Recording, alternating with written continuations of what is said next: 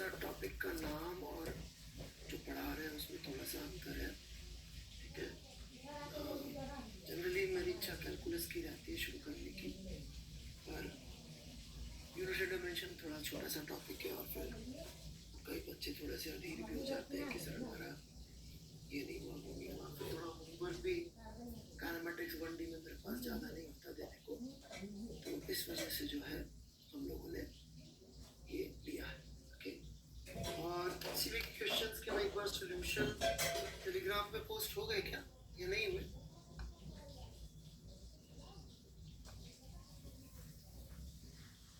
Questions के solution post हो गए तो एक बार देख लीजिएगा, ठीक है।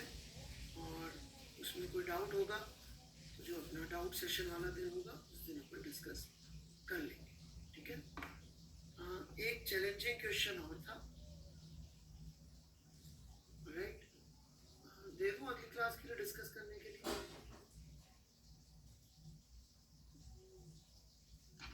ठीक है। सो क्वेश्चन 33, एचसीवी का क्वेश्चन 33, ठीक है।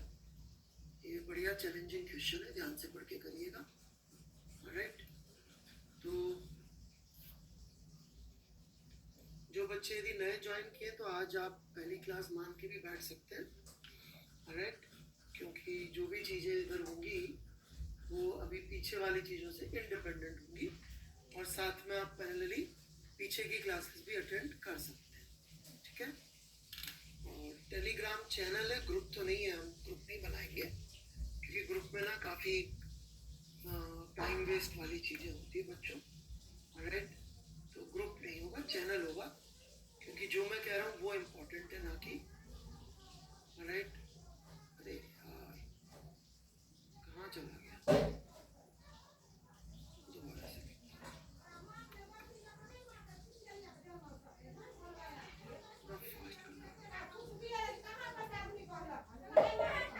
रुक जा भाई, ठीक है। HCV 5th चैप्टर जो लोगों ने पढ़ रखा मुझसे पहले वही लोग करेंगे, राइट, बाकी लोग नहीं करेंगे अभी।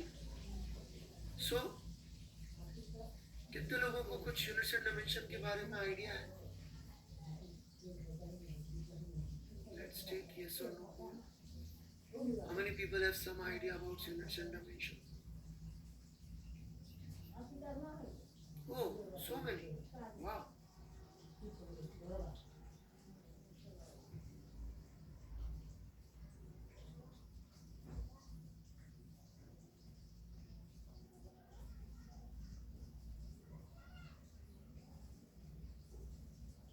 Okay. किसी को पिछली क्लास से कोई डाउट है तो पूछ लीजिए।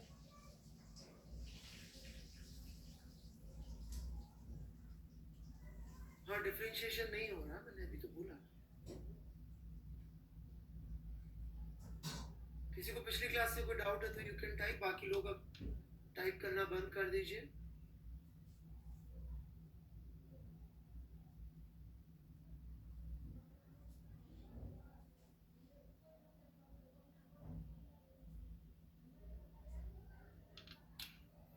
ओके, क्वेश्चन टैब में पूछ लीजिए, पिछली क्लास से कोई डाउट होगा वही लिखेंगे, जनरल बातें नहीं लिखिएगा प्लीज।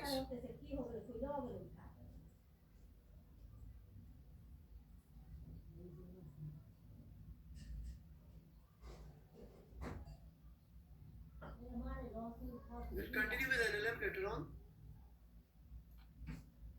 ये एक बच्चे से तो मैं बात करते हैं। Last question given in last class. I don't remember the last question I gave. आप डाउट पूछिए exactly. Last question given in last class is not a doubt. Yes, you should try this question.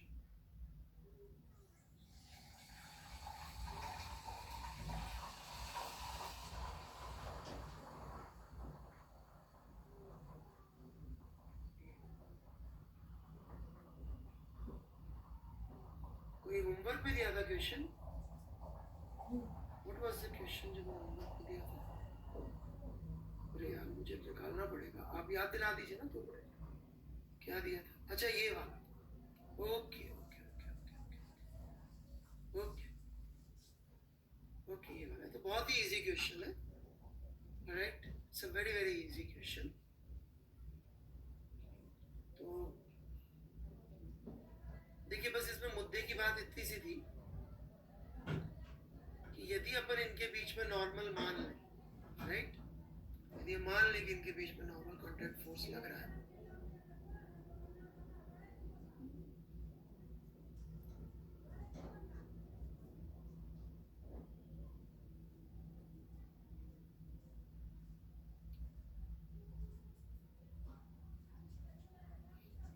Right,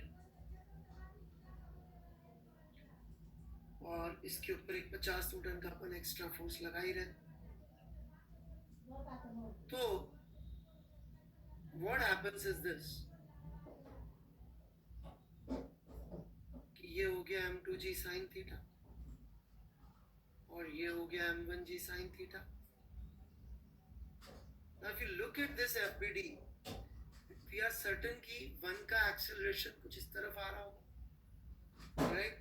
अब यदि हम मान के बैठ जाए कि दोनों का एक्सेलरेशन सेम है तो रिजल्ट गड़बड़ हो जाता है। इफ यू अज्यूम दोनों का एक्सेलरेशन सेम है, जैसा मैंने बोला था, it's just an assumption, you must check it, right? तो यदि आपको लिखना चाहेंगे इक्वेशन कि दोनों का एक्सेलरेशन इस तरफ है और सेम है, तो इक्वेशन बन जाएगी m1g sin theta plus n by m1, right? यही होगा a1, that would be n plus g sin theta, n by m1 plus g sin theta. इसका नीचे की तरफ एक्सेलरेशन है, अब इसका नीचे की तरफ लिखने जाऊंगा तो that would be g sin theta नीचे की तरफ and minus n minus 50 by m2। तो ये तो बराबर हो ही नहीं सकते, सो ऑब्वियस। ये पूरा के पूरे फोर्स लिख के मैंने नीचे की तरफ m2g sin theta minus n minus 50 divided by m2 किया दोनों तरफ से, तो ये a2 आ गया, ये a2 आ गया, तो ये g sin थीटा से g sin थीटा कट जाएगा और ये एक्सेलरेशन बराबर हो ही नहीं सकते। इसका मतलब अपना मानना कि कॉन्टैक्ट में होंगे इज रॉन्ग, मतलब कि नॉर्मल फोर्स नहीं लगेगा and they will have different acceleration. तो इसलिए आपने जो भी रट्टे रुट्टे मारेंगे ना, आप कुछ भी रट्टा मार के आ जाइए दुनिया में, कहीं से भी ले आइए रट्टा, मैं डिफीट कर दूंगा। और मैं कर सकता हूँ तो जे का पेपर बनाने वाले डिफीट कर सकते हैं। आपको जो भी टीचर जो भी किताबें रटवाती है, ये कर लो वो कर लो, देखो इस केस में ये होता है उस केस में ये होता है, आपको सिर्फ इतना सोचने की जरूरत है कि इस मास्टर इस ऑथर का नाम वर्ल्ड वाइड किसी लॉ पे है क्या, नहीं है ना, तो ये जो कह रहा है मुझे नहीं मानना चाहिए।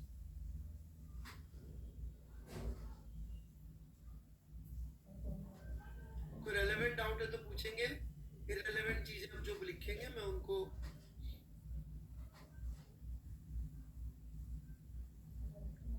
निखिल निश्चल जी के हिसाब से तो सवाल ही सॉल्व नहीं हो सकता, ये महान इंसान है।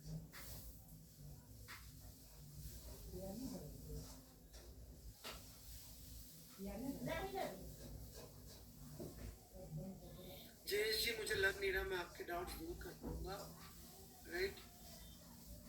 पहले वाला कवर करने के लिए आपको लेक्चर्स रिकॉर्डेड अवेलेबल है, उनको शुरू से सुन लीजिए, डाउट हो तो मैसेज में पूछ लीजिए।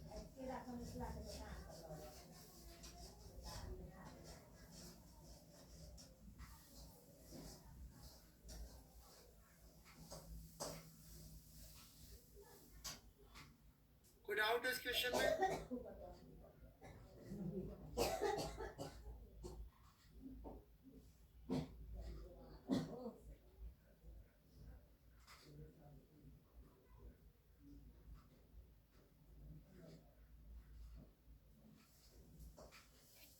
वेट कर रहा हूँ सर, इसमें n is not equal to 0 और एक्सेलरेशन इक्वल तो हम नो, वो मत लिखिए प्लीज, मुझे पढ़ने दीजिए।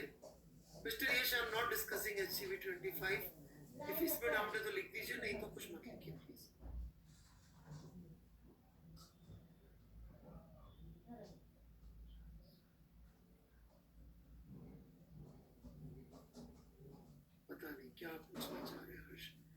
इसको ऐसे नहीं कर सकते क्या? कर लीजिए, यू विल रियलाइज।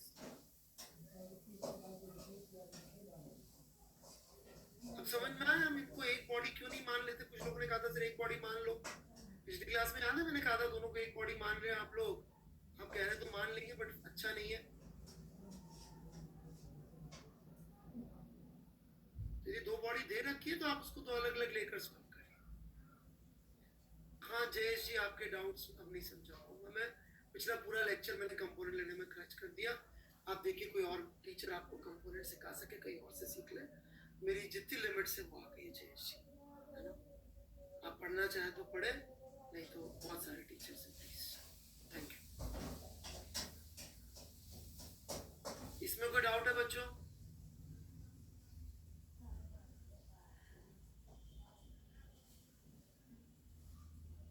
नहीं, but I mean that what I am saying, I really mean that. Sorry कहने से कुछ नहीं होगा। कंपोनेंट बेटा मैं जितना समझा सकता था समझा लिया, मैंने चला के दिखा लिया, आपने चला के नहीं देखा।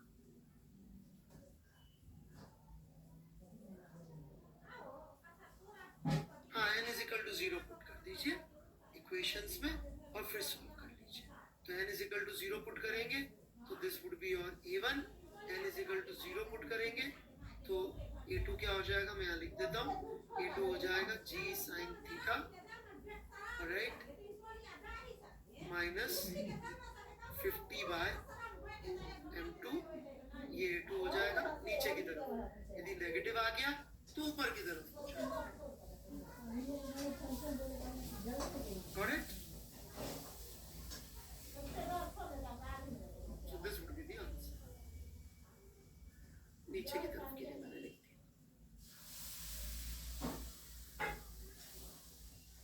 Why n is equal to 0? Because नहीं तो यहाँ पर आप n के लिए सॉल्व करेंगे, n के लिए सॉल्व कर लीजिए, n की वैल्यू नेगेटिव आ रही है, सॉल्व इट फॉर n, देखिए n की वैल्यू नेगेटिव आ रही है, क्या n नेगेटिव पॉसिबल है क्या? इसको सॉल्व करिए ना, इक्वेशन लिखिए और सॉल्व करिए, n नेगेटिव आ जाएगा। नेगेटिव मतलब कि n से पुल कर रहे हैं, आप पुल तो नहीं कर सकते ना, दोनों के एक्सेलरेशन इक्वल कर दीजिए और सॉल्व कर दीजिए। तीसरा है, इसके बाद ये बचेगा।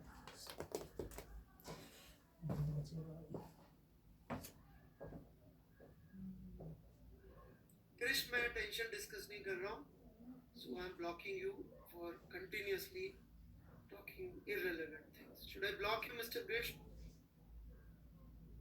With a irrelevant चीजों पे बार-बार I'm asking you.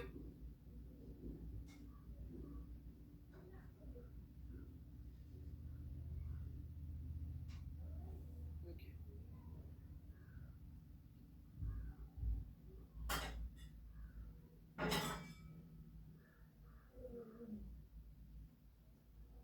हाँ अलग ही आएंगे ना, क्योंकि नॉर्मल नेगेटिव होगी, because normal is negative. Solve कर लीजिए, नॉर्मल देखिए ना यहाँ पे, n को इधर लेके जाएंगे, माइनस समथिंग आ रहा होगा, तो माइनस तो हो नहीं सकता, ठीक है? Any further doubts in this?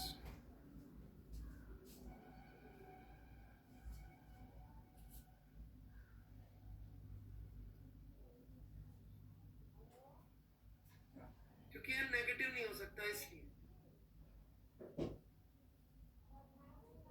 n negative नहीं हो सकता। इस इक्वेशन को लिख के सॉल्व करिए, ट्राई क्या होता तो दिख जाएगा, प्रॉब्लम ये ट्राई नहीं करके आया। जैसे एक्सेलरेशन इक्वल करेंगे ये प्रॉब्लम, ठीक है? चलिए मैं यूनिट डायमेंशन शो करता हूं। तो काफी सारे बच्चों ने किसी ना किसी तरह से यूनिट डायमेंशन पढ़ रखा, तो मैं थोड़ा सा फुर्ती से आगे बढ़ूंगा, राइट? तो यूनिट डायमेंशन की कहानी शुरू होती है मेजरमेंट से, right? Anybody knows what is measurement? Definition of measurement? Please write it down if you know meaning of measurement. बेटा आप रिफ्रेश कर लीजिए, लैग यदि आ रहा होता तो सबको आता है, ठीक है?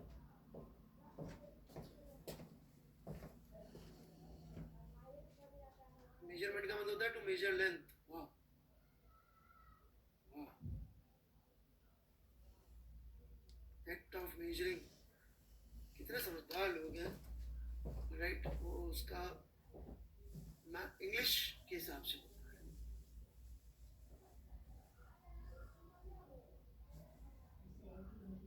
what does process of measurement require us to do? Try to recollect last time आपने कोई चीज measure करी हो, तो what were you doing? What is the process of measurement? How do you measure anything?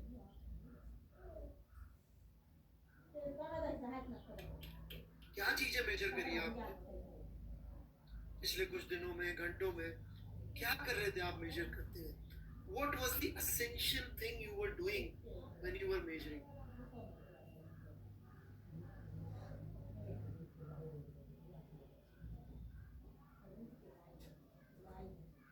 Alright. So, when we measure, what we do is compare a quantity with standard of same quantity.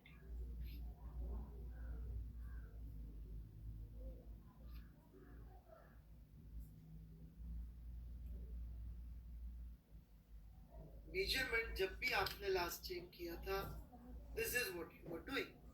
आप यदि length major कर रहे थे किसी चीज की, तो आप स्केल लेकर आ रहे थे, राइट?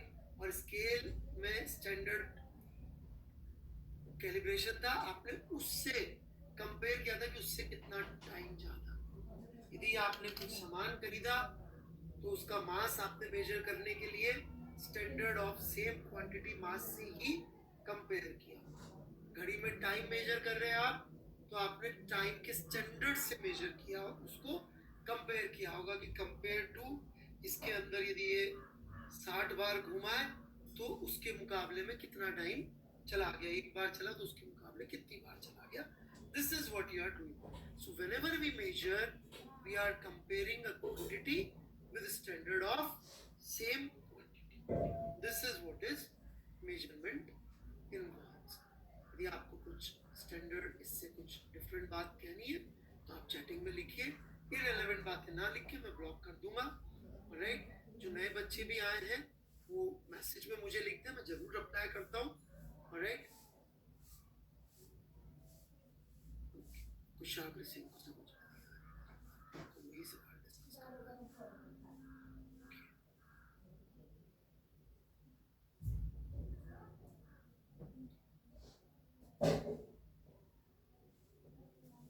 इतने बच्चों को लैग आ रहा है. Okay, let me change my connection. Give me a minute.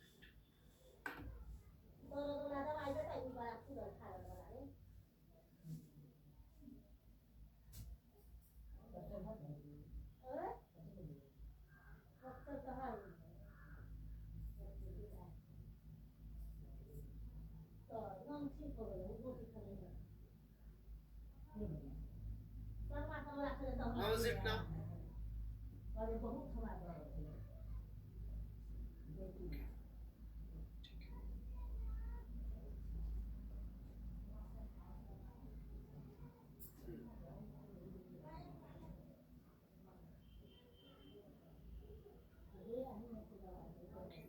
कुछ लोगों को जो मैंने डेफिनेशन दी है उसमें डाउट नहीं है, उनको अपनी डेफिनेशंस देनी है, उनको अपने वर्ड्स में लिखना है, तो you are free to do that, right?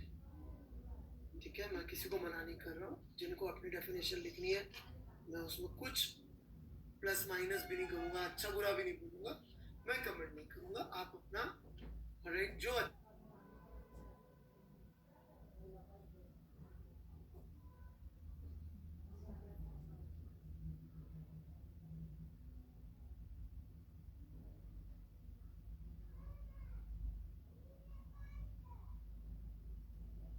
if some people are having lag, others are not having, how do I resolve it?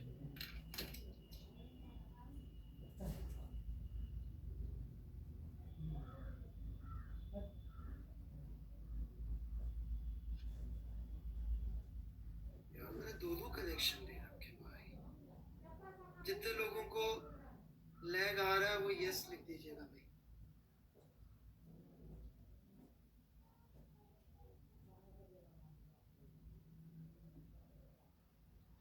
How is it even possible यार कि लैग आ रहा है? jitter is 77 millisecond, ping is 16 millisecond, upload speed is at least 18 mbps. See,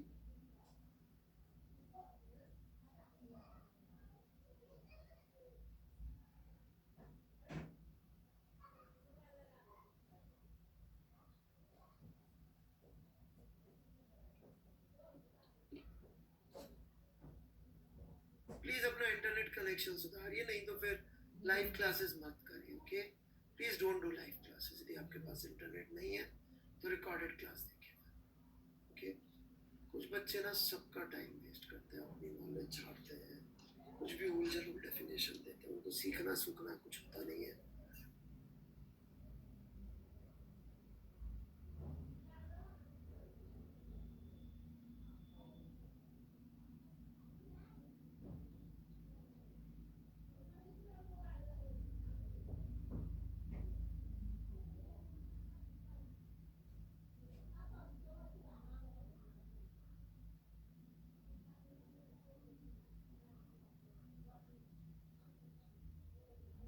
right, वो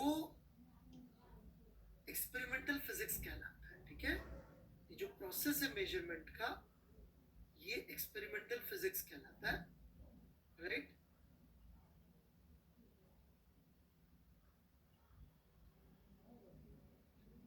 और इसको हम लोग uncertainty या एरर के नाम से 12th के करीब करीब लास्ट में पढ़ते हैं. इसका आधा पार्ट जो है हम लोग 12th के भी लास्ट में.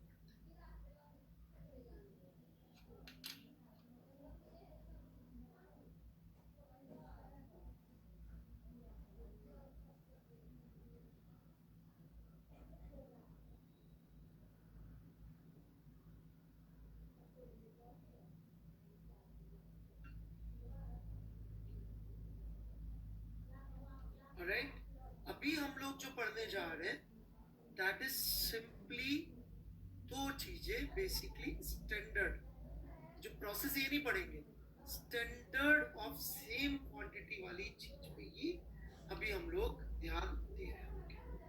ठीक है, ये ऐसा चेहरा क्यों बना रहे हैं? What's the problem? क्या डाउट है? लिख लीजिए. चलिए, चैट ओपन कर दिया मैंने, लिखिए doubt. Instead of making this face, मैं बता रहा हूँ ना, अभी खत्म नहीं हुआ ना. I'm explaining. If you have patience, I'll be able to explain.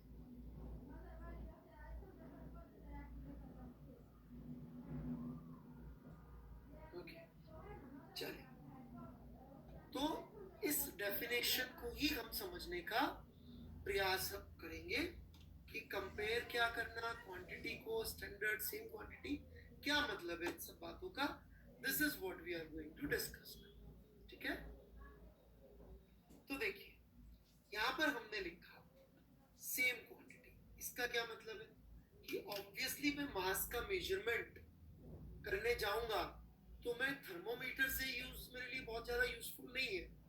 Right, temperature के लिए थर्मोमीटर यूजफुल है. लेंथ का मेजर करने जाऊंगा तो मेरे लिए शायद वेट्स इतने यूजफुल नहीं है, वेइंग मशीन. राइट, तो मुझे वहां लेंथ का स्टैंडर्ड चाहिए. तो कंपेयर हमेशा स्टैंडर्ड ऑफ सेम क्वांटिटी से किया जाता है. अब यहाँ बारी आती है स्टैंडर्ड की, कि स्टैंडर्ड का क्या मतलब. स्टैंडर्ड का मतलब है जो सब लोग माने या ज्यादा से ज्यादा लोग माने और जो लॉजिकल भी हो. राइट, जो लॉजिकल भी हो और ज्यादा से ज्यादा लोग भी माने. तो इस बारे में हमारा सबसे ज्यादा वक्त जाएगा स्टैंडर्ड के बारे में. सेम क्वांटिटी तो बहुत ऑब्वियस सी चीज है कि यदि मैं मास मेजर करने जाऊं और मैं उसके लिए लेकर जो है थर्मोमीटर बैठ जाऊं, वो भी अलग अलग टाइप के, तो प्रॉब्लम हो जाएगी. टेम्परेचर के लिए मैं वेइंग स्केल लेकर बैठ जाऊं तो फायदा नहीं होगा. राइट, सो सबसे ज्यादा टाइम जाएगा ये स्टैंडर्ड समझने में कि स्टैंडर्ड में ऐसी क्या खास बात है. राइट, तो देखिए इन स्टैंडर्ड्स की कहानी जो है बहुत पीछे जाती है. इनफैक्ट स्टैंडर्ड्स जो दुनिया में आए, राइट, उनकी जो नींव पड़ी इनफैक्ट उसका दिन भी मैं बता सकता हूँ कि किस दिन स्टैंडर्ड्स की नींव पड़ी थी, और वो दिन फिजिक्स का इंपॉर्टेंस नहीं रखता, लेकिन हिस्ट्री का one of the most important day माना जाता है, one of the most important day modern times का। ऑलराइट, पता नहीं कितने लोगों ने हिस्ट्री इतने ध्यान से पढ़ी है। ऑलराइट, फ्रेंच रेवोल्यूशन कब हुआ था? What was the day?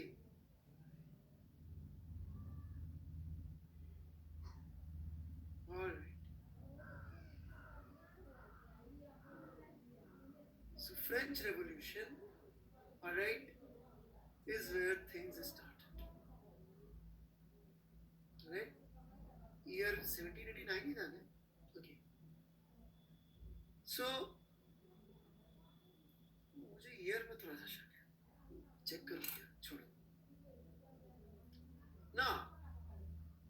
How did French Revolution was reason for such a big change in science? Let me explain that.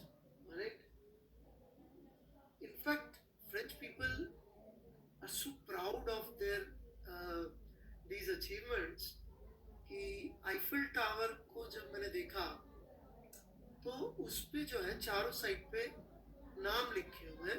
Right, मैंने वहां से उसे गाइड ने दिखाया, और साइंटिस्ट के नाम लिखे हुए हैं आईफिल टावर में, कूलम का, फर्मा का, ऑलराइट, फुका का, ऐसे लोगों के, बड़े बड़े लोगों के नाम लिखे हुए उसमें।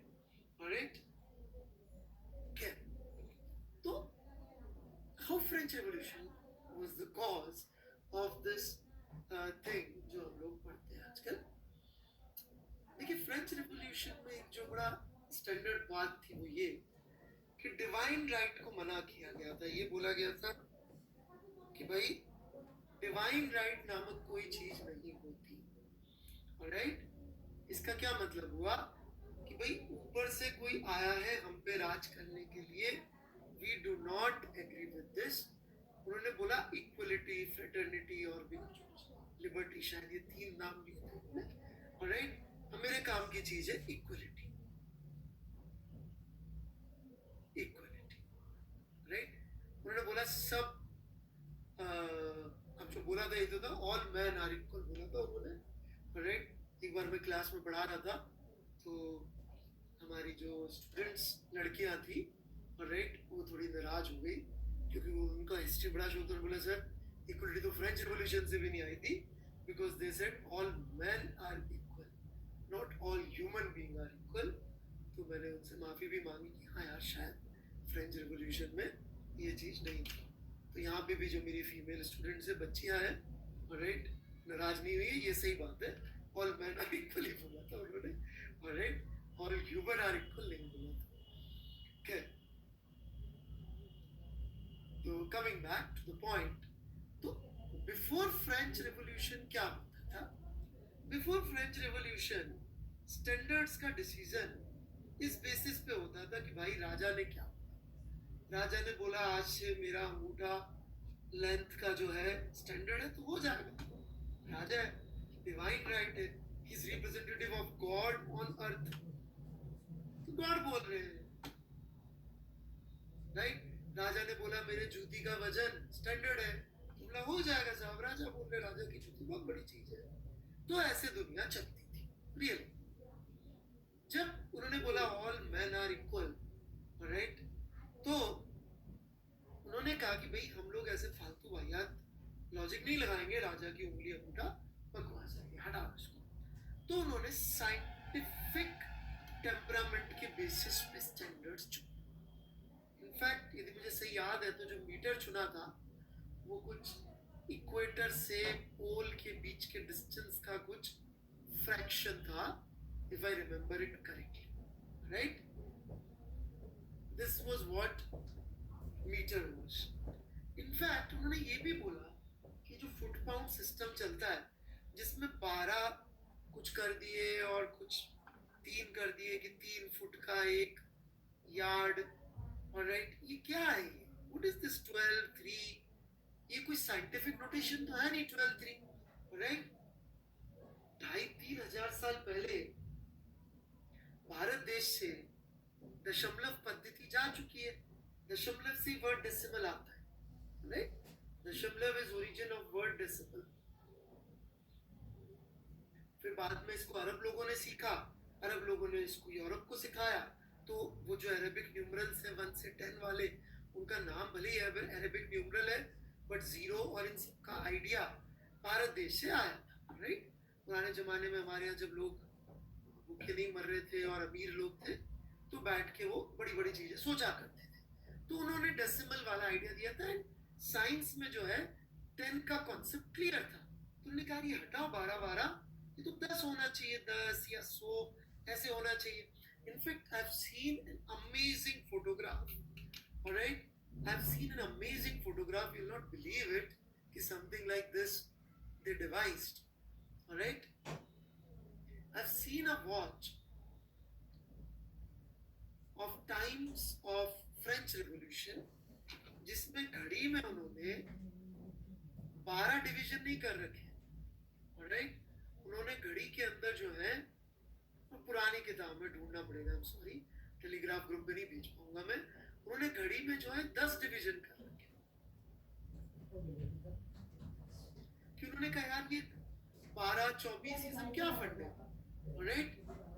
लेकिन टाइम में लोगों को एडजस्टमेंट नहीं हो पाया, इसलिए टाइम में शिफ्ट नहीं होता है, इसलिए टाइम में आज भी जो है वो 12 और 24 और वैसा चल रहा है। नहीं तो यदि फ्रेंच रिवॉल्यूशन वालों की पूरी चल गई होती तो टाइम के भी अंदर उन्होंने 10 घंटे या 20 घंटे या व्हाटएवर जो है ऐसे कर देने चाहिए थे, राइट? आदित्य कृष्णा, यदि आपको डेसिमल का फर्क नहीं समझ में आता बेटा, तो गॉड हेल्प यू, ऑलराइट? ठीक है? जिनको भी ये समझ में नहीं आता कि 10 का इंपॉर्टेंस क्या है, तो बेटा आपसे गिनती नहीं आई आपको अभी तक, राइट? मैं माफी चाहता हूँ, मैं, right, I can not help you, I am sorry mister Krishna, right? यदि आपको 10 का कॉन्सेप्ट भी नहीं पता कि how 10 is such an important idea, so sorry for you. May be आप शायद कुछ और अच्छी चीज पूछना चाह रहे थे, कुछ और लिख दिया आपने, राइट? बेनिफिट ऑफ डाउट दे सकते होंगे, राइट? ये आप कुछ और लिख दिए होंगे, बट 10 का कॉन्सेप्ट मैं नहीं समझा, एक लेवल के नीचे जाके मैं नहीं सिखा पाता, मुझे माफी चाहिए। मतलब मैं मान के चलता हूँ कि करीब करीब 10वीं पास करी, करीब। ऑलराइट, आगे बढ़े हम। तो उन्होंने स्टैंडर्ड चेंज करने में सबसे ज्यादा किस चीज का ध्यान रखा, कि वो एक साइंटिफिक लेवल पे बातचीत करें, राइट? ये एंगल को भी 100 पे डिवाइड करना फ्रेंच लोगों को ही काम था। आज भी कई किताब कैलकुलेटर्स में ग्रेडियंट सिस्टम मिल जाता है, राइट? वो एंगल को 100 में डिवाइड करने वाला ये फ्रेंच लोगों का ही काम, राइट? जो लोग फ्रेंच रेवोल्यूशन में पार्ट लिए, उन्हीं लोगों ने साइंटिफिक सब कुछ होना चाहिए। तो जब साइंटिफिक होना चाहिए तो स्टैंडर्ड 10 पे होंगे, तो बात समझ में आई सही, 10 में होने चाहिए। इनफैक्ट जो साइंटिफिक नोटेशन होती है, यदि आपको लिखनी आती हो, तो वो ऐसे चलती है 2.35 into 10 to the power 2। मतलब हम 235 लिखने की जगह जनरली ऐसा लिखना प्रेफर करते हैं, मैं आपको बाद में समझाऊंगा जब मैं एरर पढ़ा, राइट? कि साइंटिफिक नोटेशन ऐसे लिखना बेटर रहता है, राइट? ये अभी अपने काम कर रही है, इसलिए तरफ नहीं जा रहे, ठीक है? दूसरी चीज उन्होंने कही कि स्टैंडर्ड कौन बनाएगा, who should make standard? Obviously Raja are out, in fact वो तो राजा वाजा लोगों को तो गर्दन काटे थे गिलिटिन से, शायद आपको पता हो। वो कोई थी बेचारी रानी जो बोल रही थी कि लोगों को ब्रेड नहीं मिल रही है तो एक केक क्यों नहीं खा लेते, तो बेचारी रानी का गर्दन काट दिए थे। वो मैरी एंटरनाइट करके कोई थी शायद, राइट? उसकी गर्दन उड़ा दिए थे, राजा वाजा मार दिए थे वो लोग, राइट? तो राजा वाजाओं की तो ऑब्वियसली चलेगी, तो किसकी चलेगी? साइंटिस्ट लोगों की। तो साइंटिस्ट लोग भी रैंडमली डिसाइड नहीं करेंगे कि यार मैं तो कूलम हूँ, तो अब से जो मैंने बोला वो ऐसे। साइंटिस्ट लोगों को भी जस्टिफिकेशन देना पड़ेगा स्टैंडर्ड का। तो उन्होंने जो जस्टिफिकेशन दिया स्टैंडर्ड का, उन्होंने बोला भाई ऐसा होना चाहिए जैसा कि आप यदि एच.सी. वर्मा किताब में बड़ा अच्छी तरह से उन्होंने लिखा है, राइट। जनरली मैं किताब कम रेफर करता हूँ, लेकिन एच.सी. वर्मा कभी कभी जब बहुत अच्छी बातें करते हैं तो हम उसको जरूर रेफर करते हैं, राइट। तो दो बातें एच.सी. वर्मा जी ने लिखी हुई है, इनवेरिएबिलिटी,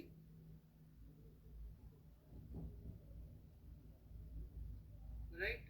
इनवेरिएबिलिटी मतलब उस स्टैंडर्ड को हम नापें तो सब लोग सब जगहों पर सेम ही स्टैंडर्ड नापें, राइट। इसी वजह से पता नहीं आप में से कितने लोगों को पता है कि अभी लेटेस्ट स्टैंडर्ड में कौन सा चेंज हुआ है? Anybody nose? 19 मई 2019 को दे चेंज्ड स्टैंडर्ड।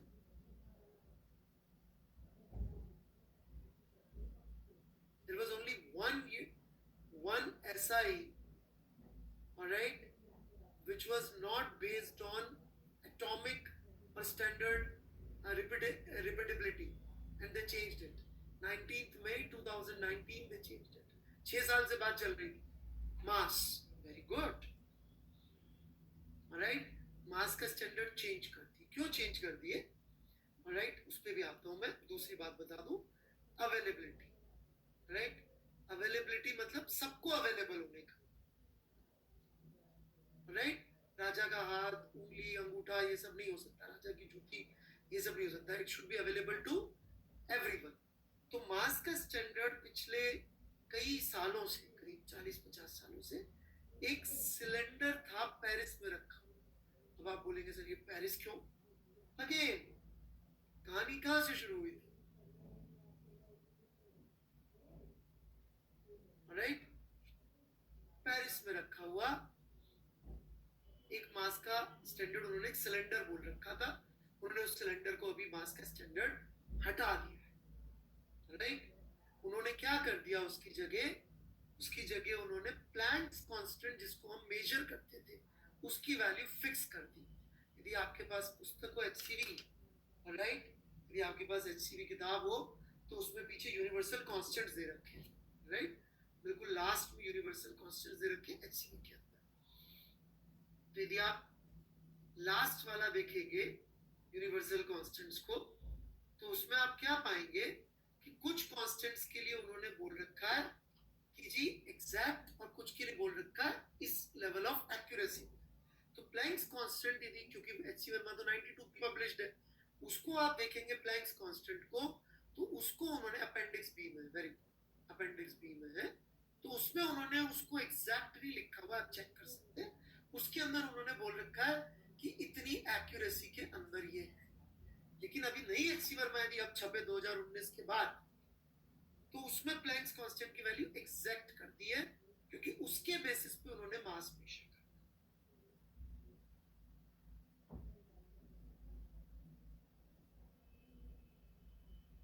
HCV जी का फुल नाम Harish Chandra Verma ji, professor Harish Chandra Verma, retired professor from IIT Kanpur, right.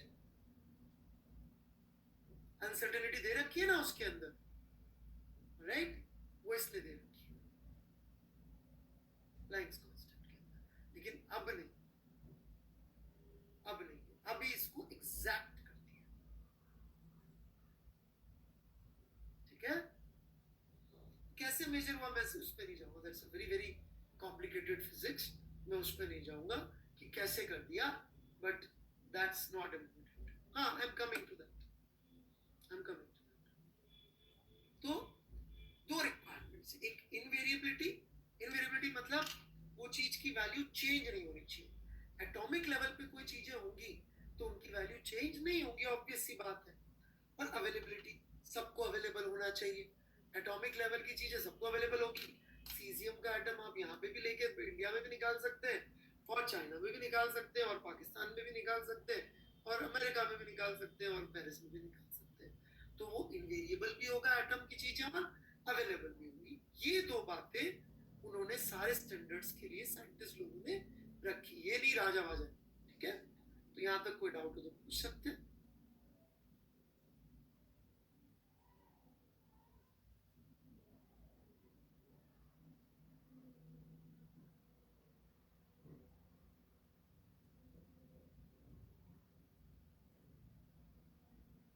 Uncertainty मतलब हमको उसकी मेजरमेंट में कितनी डाउट है।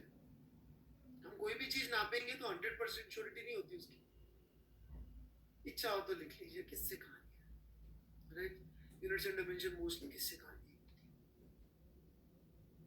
वो मैं नहीं समझा। प्लैंक कांस्टेंट मास से कैसे रिलेटेड है मैं नहीं समझा। ओके, हर चीज का नाम यहाँ पे जानने से फायदा भी नहीं।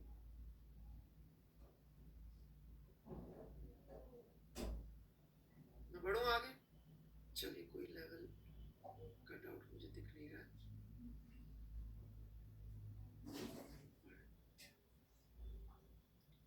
क्यों लिया बड़े लोगों ने इसकी बजाय वो उसकी बजाय ये सब मैं नहीं, ये लिया ये बता सकते हैं। इस चैप्टर में यदि आप इस सब में जाएंगे, इसीलिए मैं इसको as a first chapter of physics नहीं पढ़ाता, क्योंकि इसके लॉजिक और रीजन पे हम जाएंगे तो वो अपने आप में 2-2, 3-3, 4-4 साल की रिसर्च है, राइट। मतलब उसके लिए पहले क्वांटम मैकेनिक्स आनी चाहिए, क्वांटम मैकेनिक्स के लिए कम से कम 3 साल की मैथ्स आनी चाहिए, 12th के बाद 3 साल की maths, then you are good enough to actually start quantum mechanics. तो ये 2 होनी चाहिए। अब फिजिक्स में कितनी क्वांटिटीज होती है, एनी आइडियाज एनीवन? कितनी क्वांटिटीज होती होगी फिजिक्स में? How many quantities?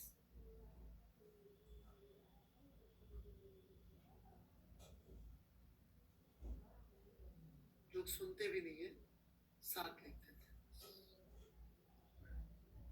मैंने पूछा भी नहीं फंडामेंटल, वो रट्टा मार के आए। मैं पूछ रहा हूँ कितनी क्वांटिटीज होती हैं, वो रट्टू लोग जो है 7, 9, 12, भगवान जाने क्या क्या आंसर दिए जा रहे।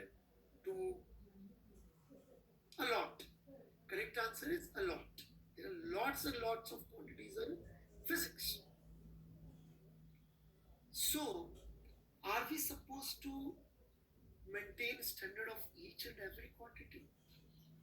जैसे कि मैं आपको एक जगह का नाम बताता हूँ, दिल्ली में है ये, नेशनल फिजिकल लेबोरेटरी, राइट। मेरे दोस्त के पापा यहाँ काम करते थे, तो इसका कैंपस एकर्स आपको पता है एनपीएल बहुत सारे काम करती है, उसमें से एक काम एनपीएल क्या करती है? एनी आइडियाज एनपीएल क्या करती है? National physical laboratory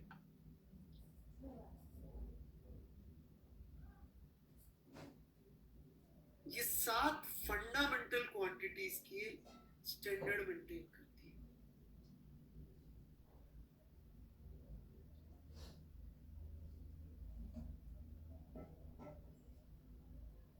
and acres में है ये लैब। ना इमेजिन यदि मुझे बहुत सारी क्वांटिटीज के स्टैंडर्ड मेंटेन करने होते, राइट, तो साइंटिस्ट कम पड़ जाते, जगह कम पड़ जाती थी, मुझे हर क्वांटिटी के स्टैंडर्ड मेंटेन करने।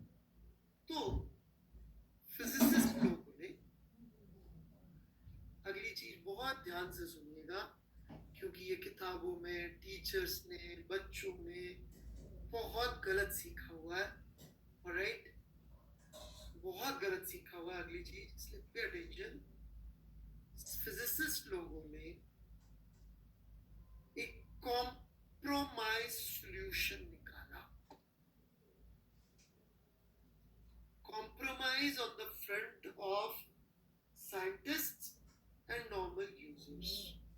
और उन्होंने ये डिसाइड किया कि इन 7 से काम चल जाएगा, इन 7 क्वांटिटी का स्टैंडर्ड मेंटेन करने से काम चल जाएगा। क्या ये 7 जैसे पहले जमाने में वो नंबर्स चलते थे, राइट, अभी भी चलते थे, सम ऑस्पिशियस नंबर, जैसे कि किसी को यदि हमें कोई आशीर्वाद देते हैं तो 100 रुपया नहीं देते, 101 देते, 501 देते, किसी को गिफ्ट देते हैं तो 1 लगा देते, 108 लगा देते, राइट। तो क्या ये 7 किसी तरह का कोई auspicious number.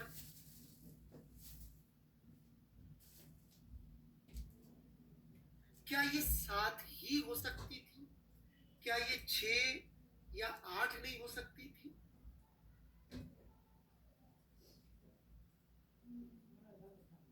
Is there a clear cut scientific evidence कि देखिए 7 ही होंगी, नहीं तो नहीं चलेगा काम?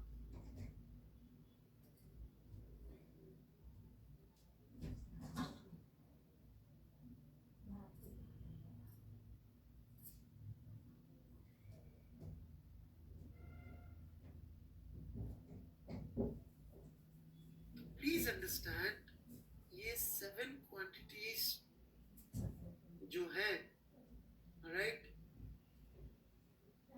these are a compromise solution। जैसे कि जो फिजिसिस्ट, राइट, स्पेशल रिलेटिविटी में रोज काम करते हैं, राइट, उनको स्पेशल रिलेटिविटी की रोज जरूरत पड़ती है। आपको भले ही मेरी बात समझ में ना आए, वो लेंथ और टाइम को अलग अलग नहीं देखते, वो उनकी यूनिट्स डायमेंशंस तक सेम कर देते हैं। उनके लिए length and time are same quantity. जो जनरल रिलेटिविटी के लेवल पे काम करते हैं, हाउ मैं नहीं समझा पाऊंगा, I can not answer how, please, I can not. वो मास, लेंथ और टाइम, उनको ये तीनों एक जैसी दिखती है।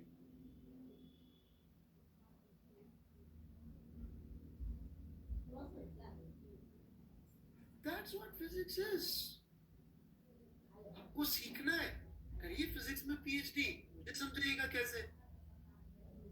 I cannot explain, मैं नहीं समझा रहा, मैं कोशिश भी नहीं कर रहा समझाने की, मैं नहीं समझा पाऊंगा ये चीज। जनरल रिलेटिविटी की इक्वेशंस में मास, लेंथ और टाइम को अलग अलग क्वांटिटी नहीं लेते। इक्वेशंस मैंने देखी, इक्वेशंस मैंने देखी।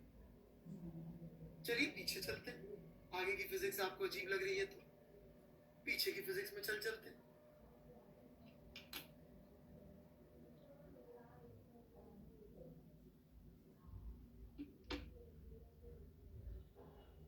Am I back?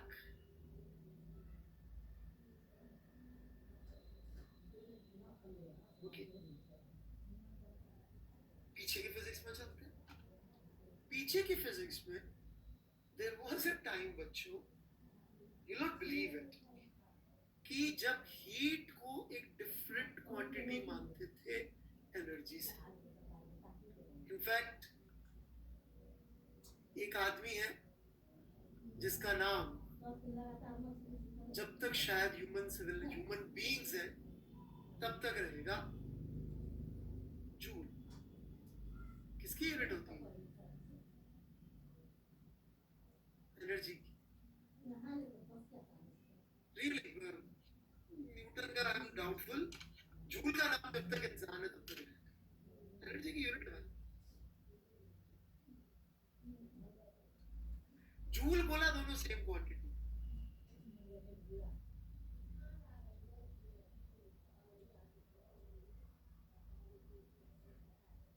फिर से तो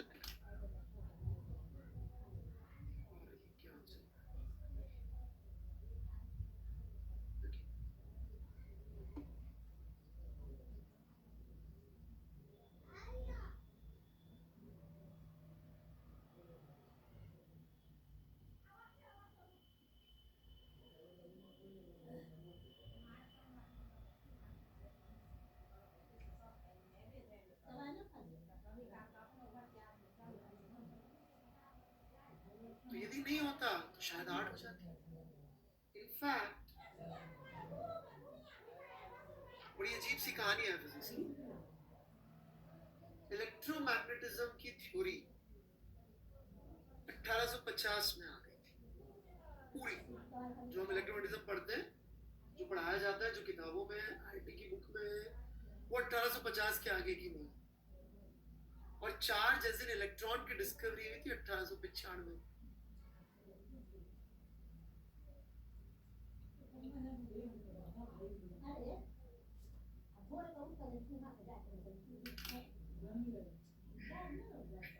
So don't even try. Don't even try. ये नहीं समझा. These are facts you can check. You can check ये इसमें कुछ नहीं है. मैक्सवेल कब मरा था ये चेक कर लो. मैक्सवेल जिस साल मरा था उस साल आइंस्टीन पैदा हुआ था और आइंस्टीन 30s में था जब उसने रिलेटिविटी दी थी 1905 में. तो जस्ट -30 कर लीजिए. 1870s 65 में आया होगा. करेक्ट. मैक्सवेल मर चुका था इलेक्ट्रॉन की डिस्कवरी से पहले.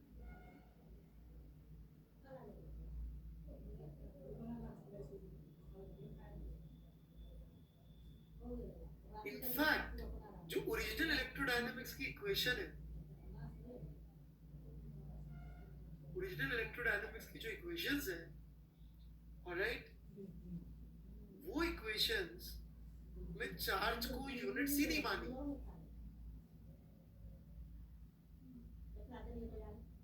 चार्ज को डायमेंशनलेस माना उन्होंने. वो सोचते थे कुछ है यार पता नहीं. सो ये सात मुद्दा ये सात इज अ कॉम्प्रोमाइज सॉल्यूशन जो बड़े लोगों ने ये सोचते हुए कि आप जैसे लोग फिजिक्स पढ़ रहे होंगे, मेरे जैसे लोग फिजिक्स पढ़ा रहे होंगे, ऑलराइट, आम जनता को 2 किलो टमाटर खरीदने होंगे, 1 किलो कांदा खरीदना होगा, ऑलराइट, समझ में आ रही है मेरी बात. उनको कपड़े बनवाने के लिए ऑलराइट लेंथ नापनी होगी, उनको घड़ी देखनी होगी. ये सब करके उन्होंने कांदा मतलब कि प्याज, राइट, उन्होंने गरीब लोगों का, हमारे जैसे लोगों का ध्यान रखते हुए उन्होंने बोला भैया ऐसा है, मास लेंथ टाइम आम जनता के लिए जरूरी है. आपको नहीं पता थी ये बात. गैलीलियो जिस साल मरा था उस साल न्यूटन पैदा हुआ था. मैक्सवेल जिस साल मरा था उस साल आइंस्टीन पैदा हुआ था.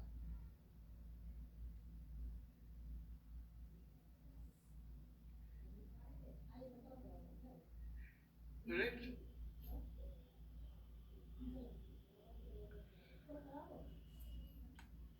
चलिए आगे बढ़ते. तो मास, लेंथ और time,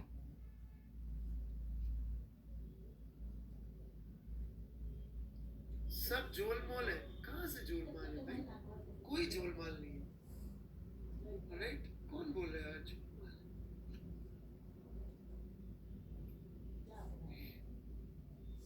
Stephen Hawking was not that intelligent, believe me. Right? He is just overhyped क्योंकि उसने एक किताब लिख दी थी. Alright, जीते जी उसकी कई थ्योरियां गलत प्रूव हुई है. Alright, so Stephen Hawking is overhyped scientist. He was good, but there are better scientists than him. Physics में सच में रिसर्च इंटरेस्ट हो तो पढ़ा होता तो पता होता. Right? वो तो क्या जनरल पब्लिक फेमस कर देती है वाली बात. Yes, he is overhyped.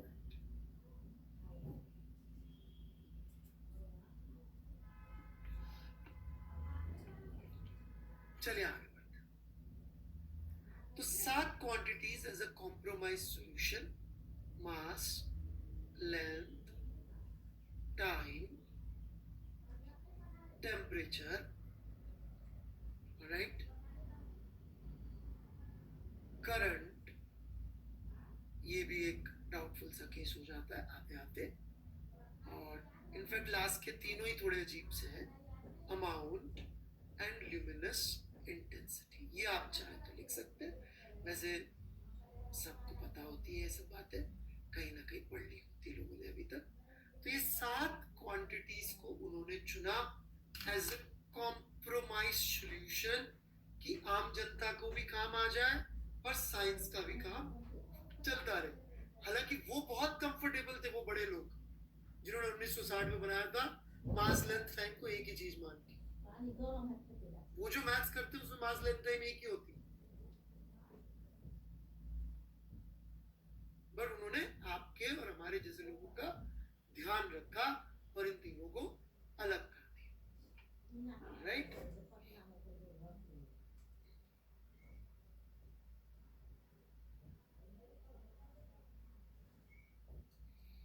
आगे बढ़े। तो मैं नीचे से शुरू करता हूँ क्योंकि नीचे की 3 ज्यादा इंटरेस्टिंग है रादर देन ऊपर की 4। सही है कि नहीं बात?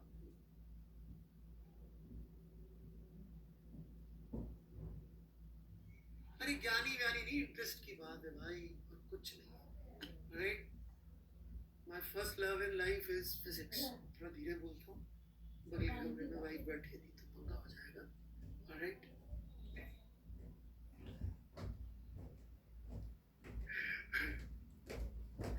सो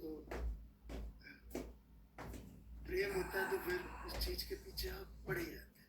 राइट, सो क्या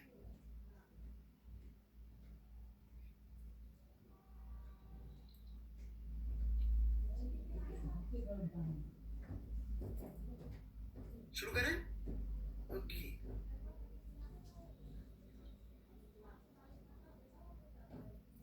ल्यूमिनस इंटेंसिटी। कई बच्चे इसको, अभी कल ही ऐसा हो रहा था, इसको वॉट पर मीटर स्क्वायर समझ रहे थे लाइट एनर्जी का। बिल्कुल नहीं। यदि ये वॉट पर मीटर स्क्वायर की टर्म्स में हो सकती होती मेरे बच्चों, तो ये लाइट की वॉट पर मीटर स्क्वायर नहीं होती है। ओके, ध्यान से समझिए। कैंडेला नाम जानने से क्या होगा बेटा? कैंडेला मैं भी लिख दूंगा, पहले समझ लो मेरे भाई। कैंडेला कैंडेला लिखने से कुछ नहीं होगा। राइट, वो ये क्या होता है एग्जैक्टली। अब वही है, साइंस में इंटरेस्ट होना, साइंटिफिक टेम्परामेंट होना, ये चॉइस होती है लाइफ। राइट, आप में से कितने लोगों ने बल्ब खरीदे? बल्ब, ट्यूबलाइट खरीदे? कभी उनके पैकेट्स पे क्या लिखा होता है पढ़ा है ध्यान से? खासकर जो आजकल नए एलईडीज आ रहे हैं और सब चीजें आ रही हैं, नहीं पढ़ा। I know that. In fact Amazon पे यदि अपन सर्च मारे हैं आप लोगों को दिखाने के लिए, LED bulb,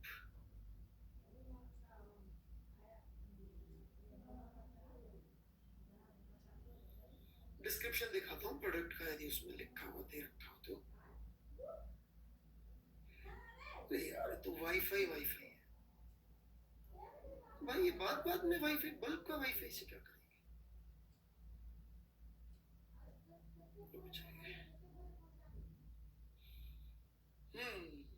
Here, I don't know if you can read it or not. All right? No, you can't read it. You can't read it? Okay, no problems.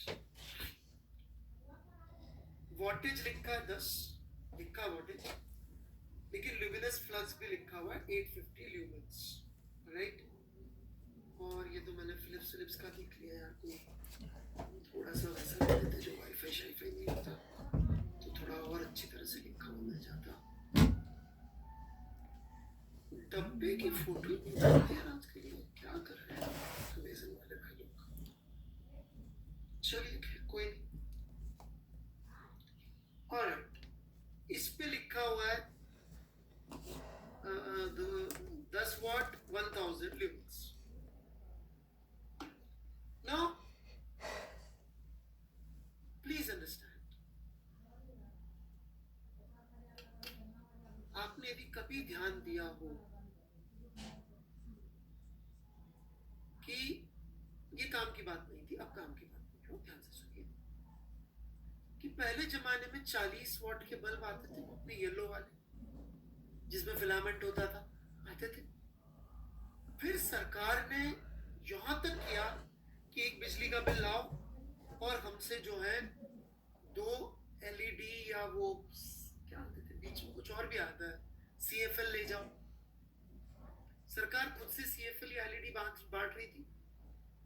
Right, और उसमें भी आप सीएफएल या एलईडी पे पढ़ो ध्यान से, तो उसमें लिखा रहता है कि ये 10 वॉट का बल्ब, हाँ सेव पावर, कि 10 वॉट का बल्ब वो जो 60 वॉट का बल्ब लाइट देता था उतनी दे देगा। लिखते थे कि इट सेव्स एनर्जी, ऐसा लिखा रहता है उसमें। हाउ? क्योंकि वो वॉटेज वो नहीं है कि वो कितनी लाइट दे रहा है, वो वॉटेज ये है कि भाई वो कितना एनर्जी खा रहा है. Human perception of brightness is different from how much energy you are eating. मतलब कि एक लाइट एनर्जी का सोर्स, राइट, जो जो लाइट प्रोवाइड कर रहा है, वो light human perception of brightness से मैच होनी चाहिए ना. भाई वो बल्ब क्या करता था पुराने जमाने का, 100 वॉट का बल्ब 100 वॉट एनर्जी खाता था, पर उसमें मान लीजिए वो 80 वॉट इंफ्रारेड में निकाल देता था, रेड से भी बड़ी वाली वेवलेंथ जो हम देख ही नहीं सकते. तो हमारे किस काम का, उससे जो परसेप्शन ऑफ ब्राइटनेस था वो काम का ही नहीं है. और विजिबल रेंज में भी आता था तो भी human perception of not every wavelength is same. जैसे जब मैं यहाँ पे पढ़ रहा था बच्चों, तो एक चीज और लिखी रहती है, राइट, जिसको सुन के दिमाग खराब हो जाएगा, और सब जगह लिखा रहता है कलर टेम्परेचर. सब जगह लिखा रहता है कलर टेम्परेचर. जितने भी एलईडी सीएफएल आते हैं सब जगह लिखा रहता है colour temperature. What does it mean colour temperature?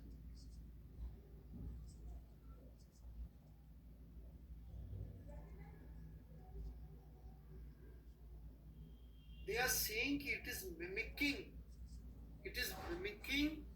sunlight. Why?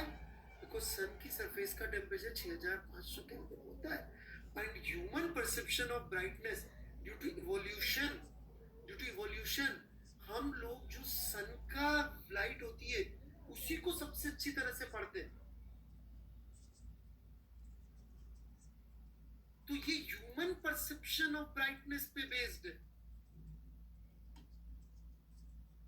This is human perception of brightness.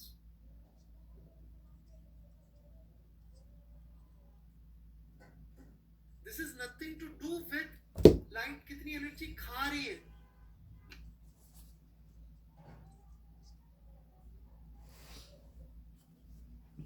You get that?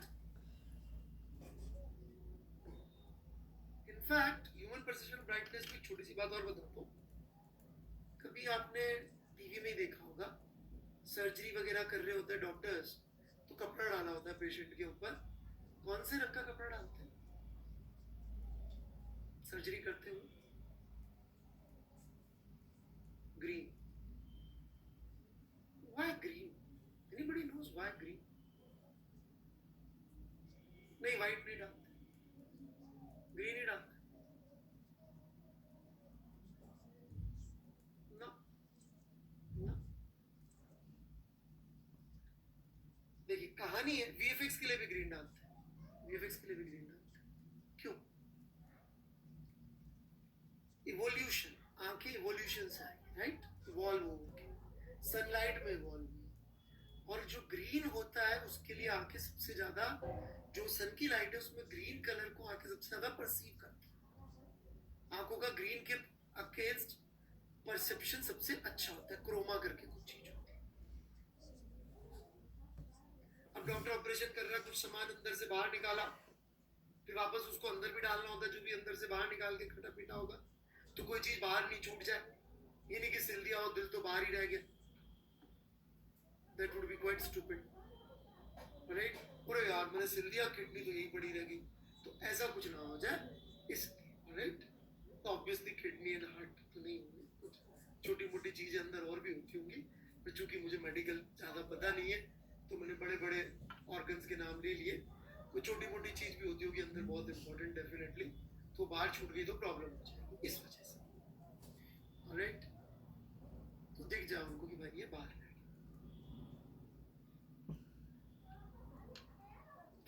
आगे बढ़े. तो it is human perception of brightness. तो वो जो बड़े लोग, इंटेलिजेंट लोग थे, वो ऐसे तुक्के नहीं मार रहे थे कि चल यार न तेरी न मेरी, अपन बीच का रख लेते, तू भी एक राजा मैं भी एक राजा, तेरे अंगूठा नहीं मेरे अंगूठा नहीं, दोनों का. ना ना, this is something that was required. In fact the only person who required this, all right, इस पीपल जो कि घर वगैरह ऑफिस स्पेसेस डिजाइन करते हैं, क्यों? क्योंकि भाई उनको ऑफिस स्पेस में स्टैंडर्ड्स होते हैं कि यहाँ पे वर्क स्टेशन, यहाँ पे काम करेंगे तो इतना luminous इंटेंसिटी आनी चाहिए. Then we come to amount. Why amount is there? Amount का तो कोई लॉजिक दूर दूर तक समझ में नहीं आता. गिनती है तो, right? 10, 20, 40, 50. Why it should be a standard quantity? Why it is a fundamental quantity? What is the logic? No, luminous intensity is not brightness. It is human perception of brightness. हाँ, why do we need it? क्या सीखा आपने मूल concept? तब भी है तो गिनती ही, है तो काउंटिंग ही.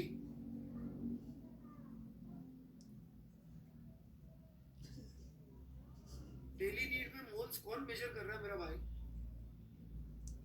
तू मॉल में दूध पीता बे, मोल में पानी पीता है, मोल में रोटी खाता है.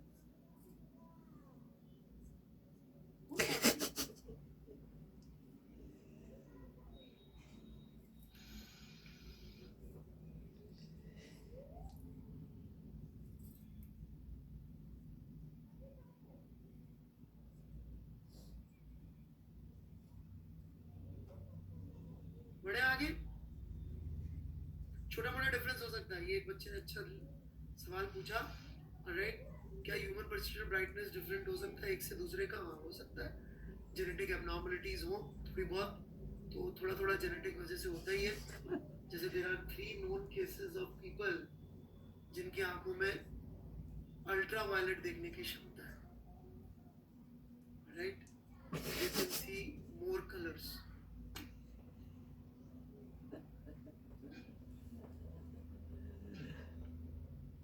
बढ़ो मैं आगे.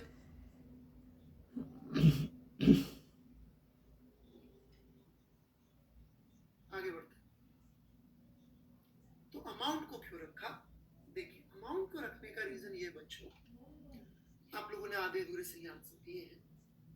Simply chemistry, right? Chemistry is the basic reason. कैसे बेसिक रीजन समझिएगा. बड़े लोगों ने जब केमिस्ट्री शुरू हुई तो दे रियलाइज्ड कि यार केमिकल रिएक्शंस जो है वो एक पर्टिकुलर रेशियो ऑफ वेट में, मास में हो पाती है, राइट? यदि मैं इतना ग्राम कार्बन, इतना ग्राम ऑक्सीजन लूंगा तो रिएक्शन ऐसी होगी कि ना कार्बन बचेगी ना ऑक्सीजन बचेगी, राइट? तो उस बेसिक फैक्ट को एक्नॉलेज करने के लिए कि एटम फंडामेंटल यूनिट है, मॉलिक्यूल फंडामेंटल यूनिट है मेजरमेंट की, काउंटिंग की, इसको एक्नॉलेज करना बहुत जरूरी था कि सबसे छोटी यूनिट जो होती है मैटर की वो एटम या मॉलिक्यूल होते हैं. इसका एक्नॉलेजमेंट अमाउंट या फिर मोल. कहाँ छै? अरे कहाँ छै? एक्नॉलेजमेंट कि उससे उस लेवल पे काउंटिंग करके रिएक्शन होती है. हम तो घरे छिए, तू कहाँ थी? तू कलिया भी तो फोन नहीं उठाई.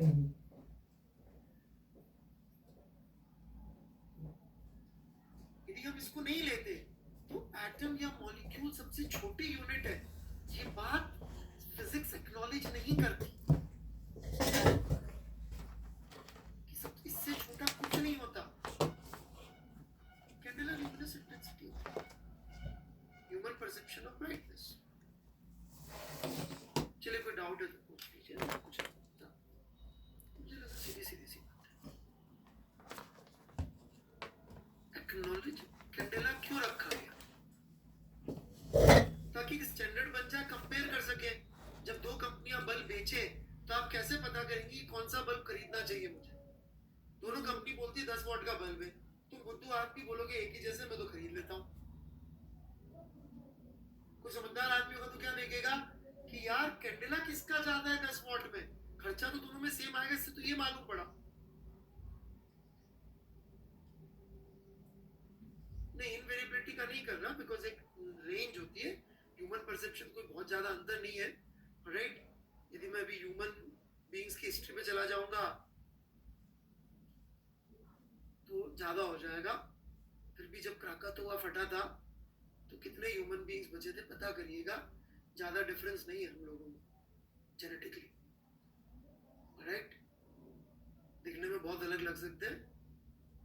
क्राकातोआ ही था, मेरे बेटे को नाम याद है शायद, पूछना पड़ेगा। एक वॉल्केनो था इंडोनेशिया में, राइट?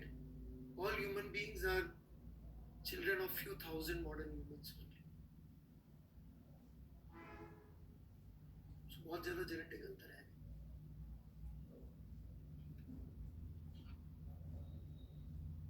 तो वो दूसरा वाला होगा यार, मुझे नाम याद। बढ़िया,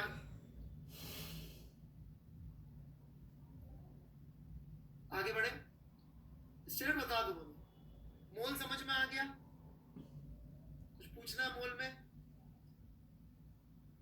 ये क्लासिकल फिजिक्स में मोल नहीं होता शायद,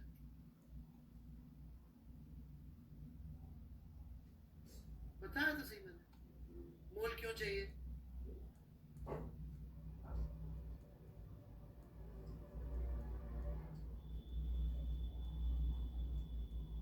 क्योंकि केमिकल रिएक्शंस नंबर्स पे चलती है, इस चीज को एक्नॉलेज करने के लिए, राइट? इस चीज को एक्नॉलेज करने के लिए कि केमिकल रिएक्शंस मोल में चलती है। ये दुनिया एटम के लेवल पे, माउंट टू बार, राइट? माउंट टू फिजिक्स में क्यों? That's a good question. What is physics? कितने लोगों को याद है what is physics? Please answer, what is physics? मैंने बताया था।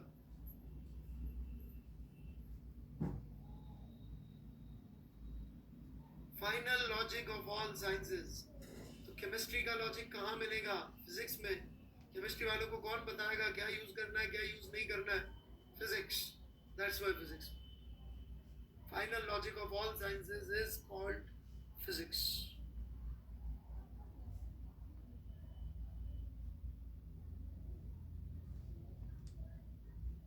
मैथ्स वालों को कौन बताएगा कौन सी डायरेक्शन में मैथ्स बनाओ जो यूजफुल बनेगी? फिजिक्स।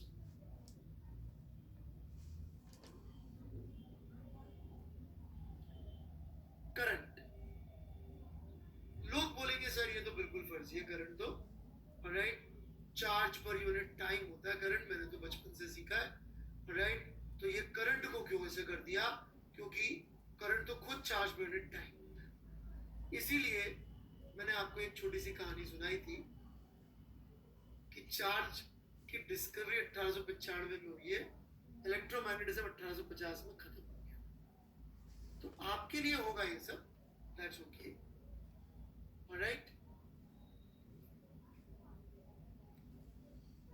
साइंटिस्ट लोग को यदि अच्छा लगे, राइट, तो वो आज उठा के लेंथ की जगह स्पीड रख देगा and they will be more comfortable.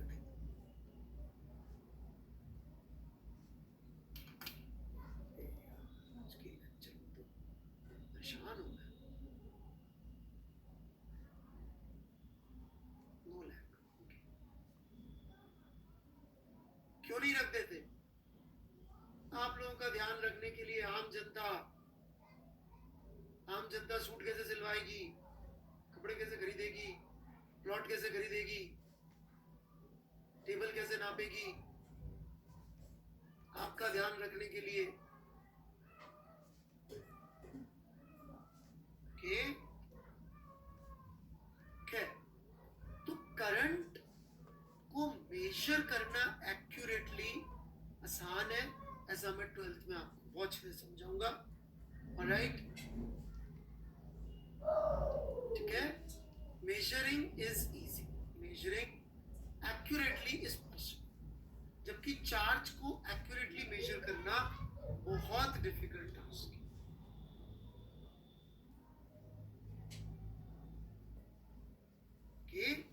Charge को एक्यूरेटली मेजर करना बहुत डिफिकल्ट टास्क है, जबकि करंट को एक्यूरेटली मेजर करना बहुत इजी टास्क है। इसलिए उन्होंने कहा कि हम लोग करंट को ही फंडामेंटल लेंगे। इनफैक्ट ओरिजिनली चार्ज को करंट की टर्म्स में ही डिफाइन किया गया था ओरिजिनली,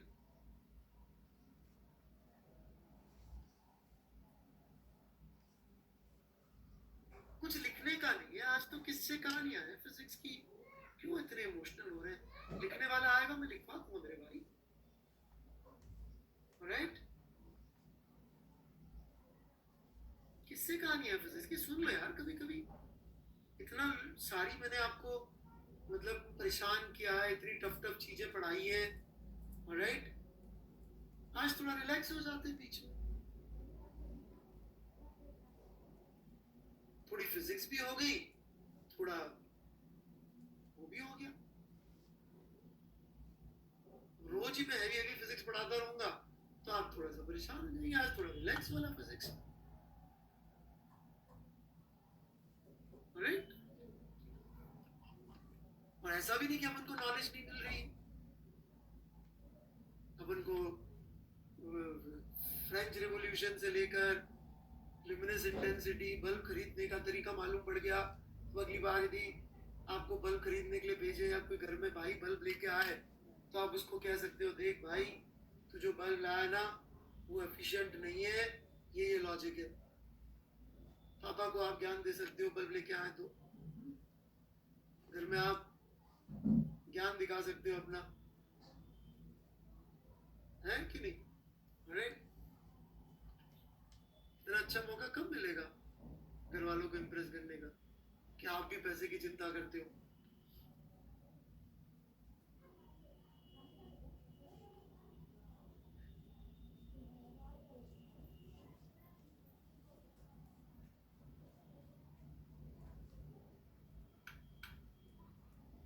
बढ़े आगे।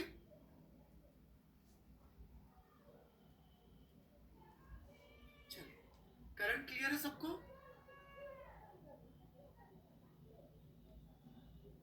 करंट क्लियर है? कोई डाउट है तो पूछ लीजिए।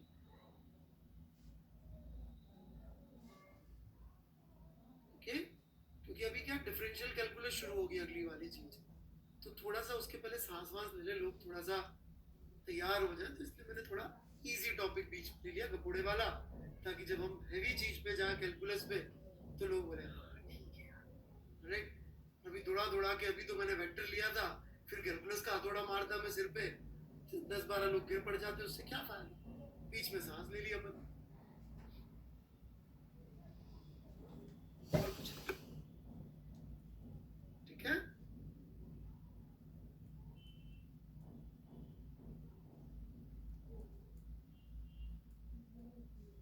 तीनों क्वांटिटी समझ में आ गई नीचे वाली?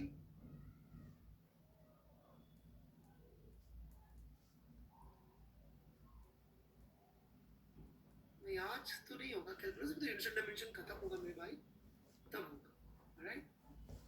तो इनके सिंबल्स होते हैं भाई क्वांटिटीज के, मास का m, लेंथ का l, टाइम का t, ठीक है? ये जनरली सभी लोग यही सिंबल यूज करते हैं।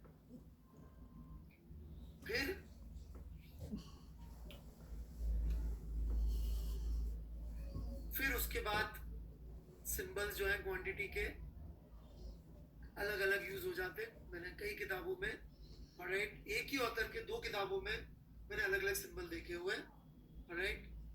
तो टेम्परेचर के लिए कभी कभी थीटा यूज हो जाता है सिंबल, क्वांटिटी के लिए कभी कभी के यूज हो जाता है, ठीक है? थीटा और के। फिर करंट के लिए आई जनरली यूज होता है, कभी कभी ए भी मैंने यूज होता हुआ देखा है। कोई उठा के सी लिख दे तो उसको रोक नहीं सकते आप। कोई बोल दे उठा के कि मैं तो करंट का सिंबल सी लिख रहा हूँ, आप बोले ऐसा कैसे, मैंने तो किताब में पढ़ा था। ये कोई किसी ने डिसाइड नहीं करके भेजा है कि इनके सिंबल यही होंगे, जो जिसने सिंबल रख दिया, राइट? जैसे आपने जाके अपने पापा से नहीं लड़ सकते कि यार आपने मेरा नाम जो है ये भला भला क्यों रख दिया पापा, ऐसी बात, राइट? तो सवाल देने वाला जो है वो मालिक है अपना, उसने जो सिंबल दे दिया, अब उससे पंगा नहीं ले सकते, ठीक है? अमाउंट के लिए सिंबल, अमाउंट क्वांटिटी के लिए मोल है जनरली। कोई ए लिख दे तो मैं मना नहीं कर रहा हूँ, राइट? कभी कभी इसके लिए ए यूज कर लेते हैं, इसके लिए आई यूज कर लेते हैं, वो चलता रहता है। और ल्यूमिनस इंटेंसिटी के लिए जनरली यूनिटी सिंबल होती है कैंडेला, लेकिन कभी कभी एल भी यूज कर लेते हैं, ठीक है? तो ये हो गए क्वांटिटी के सिंबल, क्वांटिटी। अब इन क्वांटिटीज के टर्म्स में इनको बोलते हैं फंडामेंटल या फिर base quantities. Base quantities, right? इनके टर्म्स में बाकी सारी क्वांटिटीज लिखी जा सकती है, उनको हम कहते हैं डिराइव्ड क्वांटिटी। ठीक है? 15 साल पहले, करीब 10-15 साल पहले, एक सप्लीमेंट्री क्वांटिटीज कुछ होती थी, पुरानी किताबों में अभी भी लिखा हुआ होगा, वो बैन हो गई है। अभी there are no supplementary quantities. ये मैं बताना चाहूंगा, जो पुराने लोग पढ़ाई लिखाई नहीं करते, अच्छी किताबें नहीं पढ़ते, वो लोग अभी भी सप्लीमेंट्री क्वांटिटी पढ़ाते रहते हैं। Now there are no more supplementary quantities, there only two type of quantities, only base and derived. आप चाहें तो एसआई की साइट पे जाके चेक कर सकते हैं, राइट? ठीक है? एसआई ने चेंज कर दिया। एसआई ने बोला भाई सिर्फ डिराइव्ड क्वांटिटीज होगी। ठीक है? बाकी सारी क्वांटिटीज जो है वो डिराइव्ड क्वांटिटी कहलाती है, सारी, इंक्लूडिंग एंगल, सॉलिड एंगल जो हम 12th में पढ़ाएंगे, राइट? ये सब डिराइव भी कर दिए, राइट? फिर वापस उल्टा चेंज कर दिया, मुझे भी मालूम, आप कह रहे तो एक बार फिर से चेक कर लूंगा, right? I check it again. ठीक है, मैं एक बार फिर से चेक कर लूंगा। और लास्ट टाइम जब मैंने चेक किया था 5-6 साल पहले, तब तो हटा देंगे, राइट? ठीक है? डिराइव क्वांटिटीज, इसमें क्या आ जाएगी? वेलोसिटी आ जाएगी, फोर्स आ जाएगा, एनर्जी आ जाएगी। प्लीज अंडरस्टैंड, फिजिक्स के पर्सपेक्टिव से सबसे फंडामेंटल आइडिया एनर्जी और फोर्स होगा, लेकिन एनर्जी और फोर्स आम आदमी रोजमर्रा में यूज नहीं कर रहा होता। इसलिए उन्होंने गरीब लोगों का ध्यान रखते हुए, गरीब मतलब यहाँ से गरीब आम जनता, मास लेंथ टाइम कर दिया कि तुम गरीब लोग मास लेंथ टाइम से खुश हो। तुमको हम बोलेंगे जूल में मास सोचो तो पागल होगे, फालतू फायदा, राइट? तो बाकी सारी क्वांटिटीज आर डिराइव्ड क्वांटिटीज, उनको हम इन क्वांटिटी की टर्म्स में लिखते हैं। जैसे कि वेलोसिटी जो है उसको हम लोग ऐसे लिख देते हैं, 1 length minus 1 in time.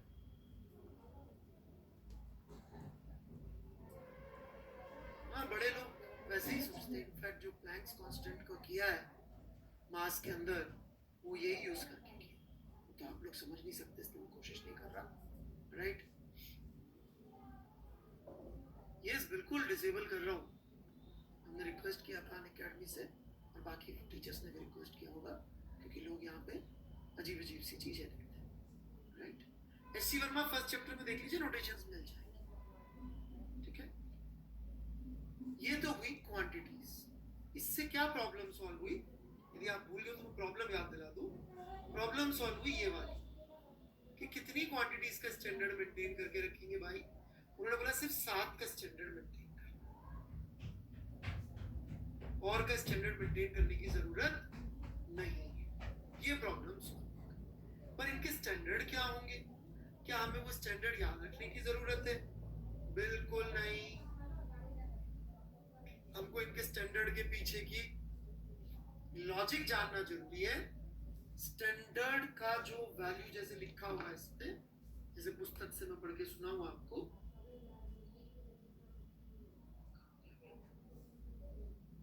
Right? बड़े अजीब अजीब से स्टैंडर्ड मेंटेन किए हुए, जैसे कि टाइम का स्टैंडर्ड कहें तो सीजियम 133 एटम। अब आदमी सोच रहा भाई साहब पता नहीं क्या चल रहा है, खत्म नहीं हुआ अभी। A particular radiation is selected which corresponds to the transition between two hyperfine levels of the ground state of CS133. Each radiation has a time period of repetition of certain characteristics.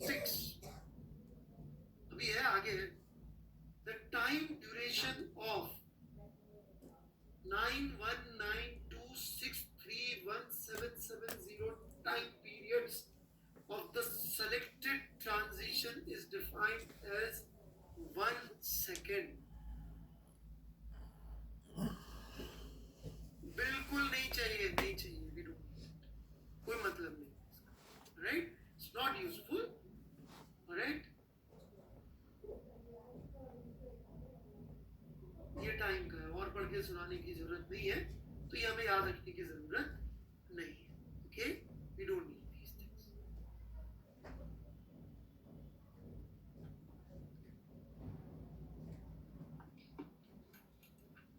हाँ, इनके quantities याद रहे तो अच्छा है, right? जैसे कि जो आपको पता है वही बातें करूंगा मैं कि इन क्वांटिटी के स्टैंडर्ड्स हमें याद रहे तो अच्छा रहेगा। मास का ऐसा स्टैंडर्ड क्या होता है भाई? What is the standard of mass? Kilogram. What is the standard of length? Metre. What is the standard of time? Second. What is the standard of temperature? Kelvin.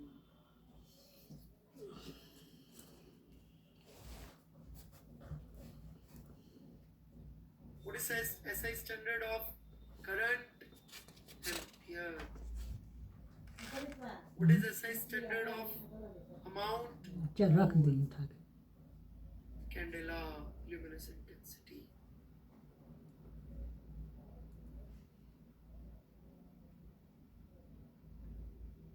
Is mass only SI possible standard?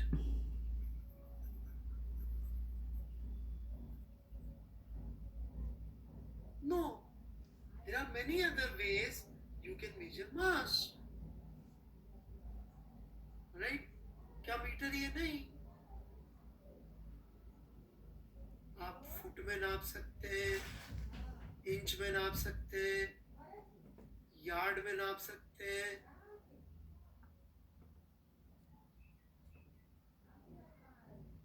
But this is the standard that was selected by intelligent people in a meeting या in a committee which is known as SI. SI वाले लोग एक संस्था बैठी समझदार लोगों की, physicist लोगों की, और उन इंटेलिजेंट फिजिसिस्ट लोगों ने ऑलराइट ये डिसाइड किया कि भैया हम जब एक दूसरे से बात करेंगे, राइट, चाहे मैं रशिया में बैठ के लिखूं, चाहे मैं अमेरिका में बैठ के साइंटिफिक पेपर लिखूं, चाहे फ्रांस में, चाहे जापान में, मैं यही नोटेशन में लिखूंगा। रशिया के किसान कितने आलू को स्टैंडर्ड मानते हैं ये उनकी प्रॉब्लम, लेकिन रशिया का साइंटिस्ट को यदि अपना पेपर पब्लिश करवाना है इंटरनेशनल फोरम में, तो उसको kilogram, metre, second, kelvin, ampere, mole, candela में लिखना, तभी हम उसके पेपर को मानेंगे, राइट? तो दीज आर स्टैंडर्ड। अगेन ये एसआई का फुल फॉर्म क्या है? एसआई का फुल फॉर्म है इंटरनेशनल सिस्टम्स। इंटरनेशनल सिस्टम्स कैसे? फिर इसको एसआई क्यों बोलते हैं? कहां से शुरू हुई थी कहानी? कहानी कहां से शुरू हुई थी आज? फ्रांस से।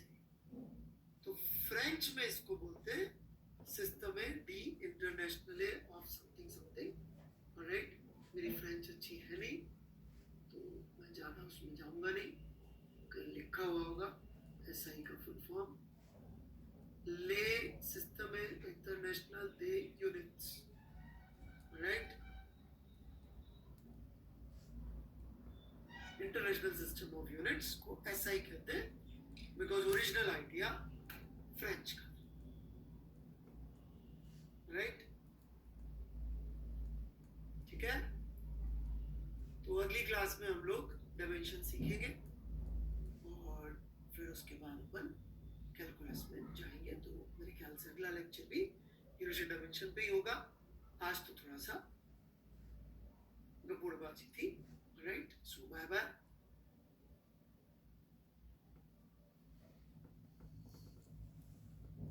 ठीक है, कभी कभी बीच में एक आध लेक्चर गप्पे वाले भी मारता हूँ मैं, तो लोगों को लगता है बहुत सीरियस।